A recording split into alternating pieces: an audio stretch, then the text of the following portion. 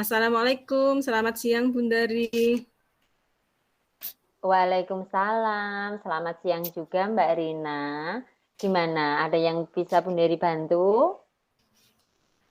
Begini Bu, sebelumnya saya minta maaf terkait permintaan Ibu kemarin yang menyuruh saya untuk mewakili lomba pidato.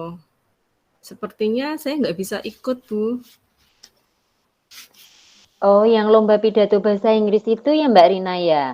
Iya, Kenapa ini Mbak Rina kok tiba-tiba nggak bisa ikut? Barangkali ada sesuatu gitu bisa diceritakan ke Bundari? begini Bu, sepertinya saya kurang percaya diri untuk ikut lomba itu. Oh, itu perasaan Mbak Rina aja kurang percaya diri gitu ya. Padahal kan tahun lalu bukannya Mbak Rina juga ikut lomba pidato mewakili sekolah kita dan dapet juara 2 kan ya?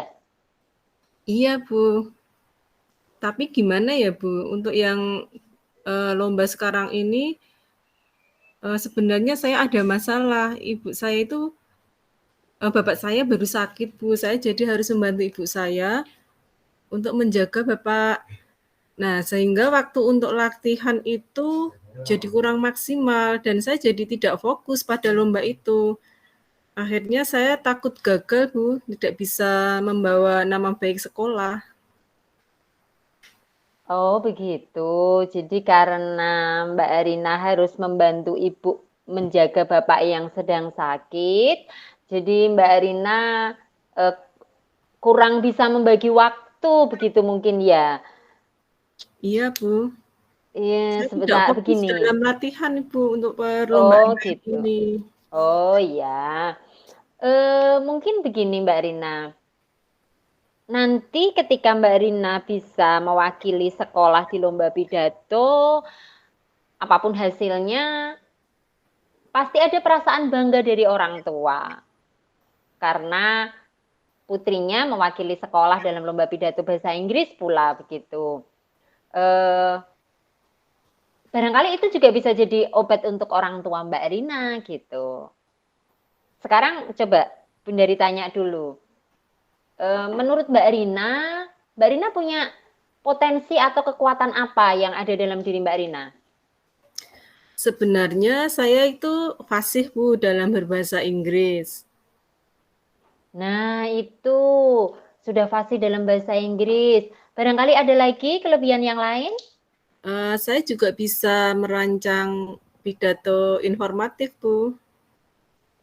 Nah, bagus ini. Mbak Rina sebenarnya sudah punya kekuatan, punya potensi, punya modal begitu.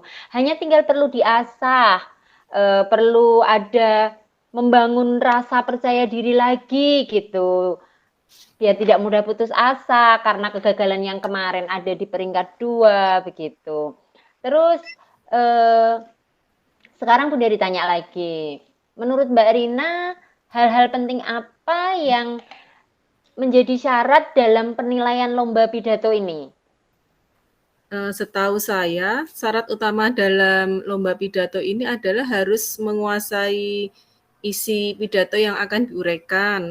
Kemudian juga Hmm. harus memiliki kecakapan untuk menyampaikan isi pidato tersebut. Jadi antara topik yang disampaikan dan dengan pendengar itu perlu terjalin hubungan yang harmonis sehingga dapat dipahami oleh pendengar, Bu. Nah, itu Mbak Rina sudah paham sekali eh, penilaiannya harus seperti apa hal-hal yang harus dikuasai.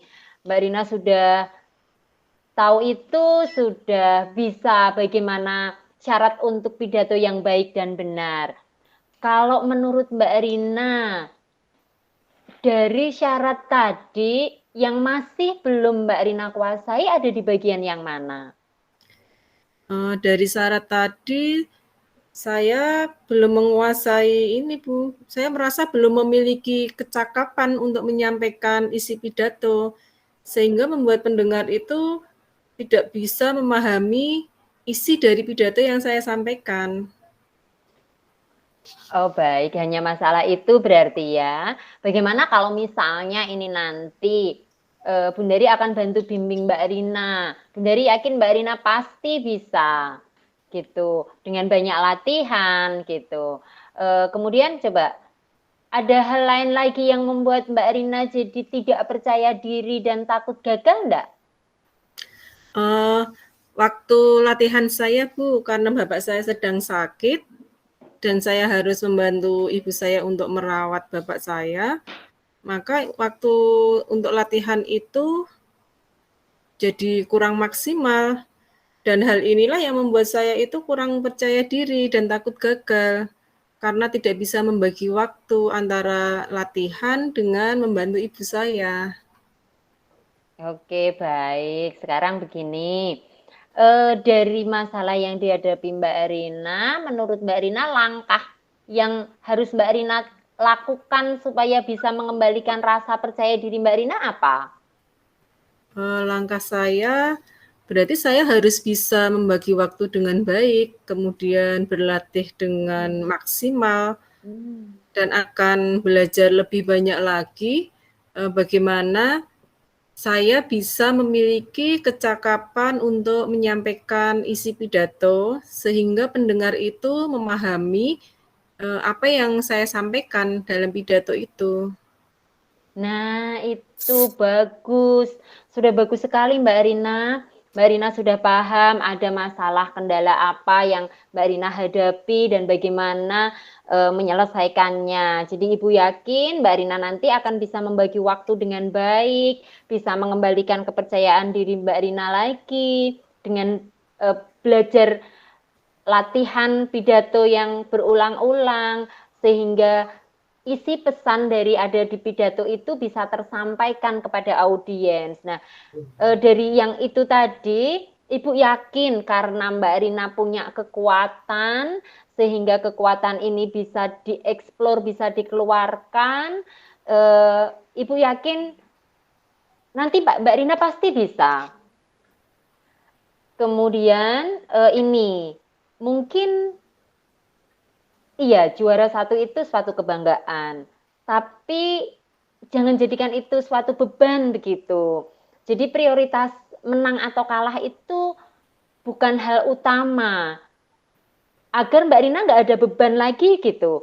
Hanya untuk mengembalikan kepercayaan diri saja dulu. Yang poinnya ada di situ. Ketika kepercayaan Mbak Rina sudah kembali, Mbak Rina bisa mengeluarkan kemampuan apa yang ada dalam diri Mbak Rina begitu. Nanti Mbak Rina akan dapat pengalaman baru. Sudah sampai di situ saja. Nanti juara itu bonus. Kalau kemarin dapat juara 2 dengan banyak latihan, dengan sadar akan potensi yang ada di dalam diri Mbak Rina, Bundari yakin Mbak Rina pasti bisa itu. Jadi semangat gitu ya Mbak Rina ya. Baik Bundari, terima kasih atas motivasinya.